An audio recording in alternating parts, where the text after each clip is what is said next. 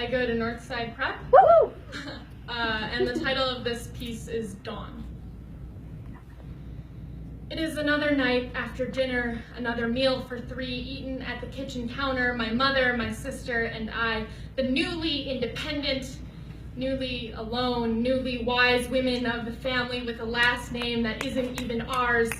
I am in charge of dishes tonight. My hands feel the inside of the pot, searching for more grime. The gloves that cover them are purple and rubber. When I was younger, I used to watch my mom wear these gloves and scrub these pots, and we would talk, our voices mingling over the soft hiss of running water. But now Mom sits on the couch, and over the faucet the Food Network plays. The contestants' voices all sound the same in the kitchen. Whenever someone gets eliminated, the water cries with them.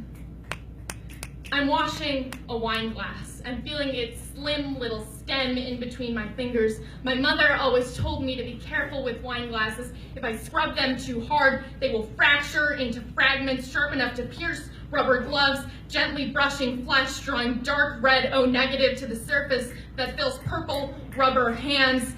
Dishes smack against each other in the sink, getting louder and louder, waking my little sister in her upstairs bedroom like they are screaming to be heard, to be clean.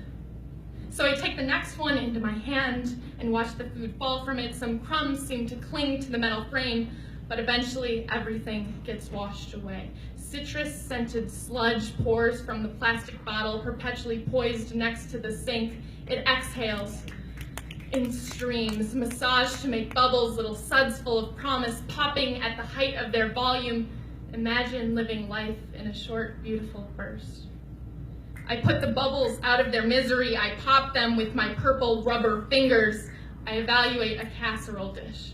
Baked on cheese and noodles, grab the sides, fusing with the glass to become one textured and colored entity.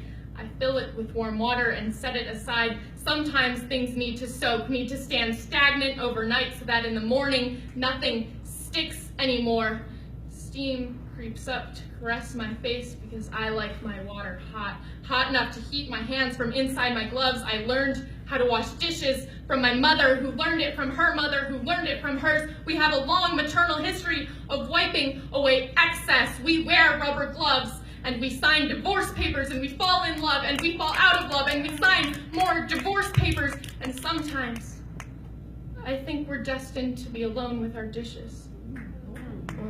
Maybe in 30 years, I will sit on my couch watching the Food Network, a glass of Merlot in my hands, and two ex-husbands under my belt as my daughter silently does dishes in the kitchen, letting the steam slap her face and the gloves hold her hands.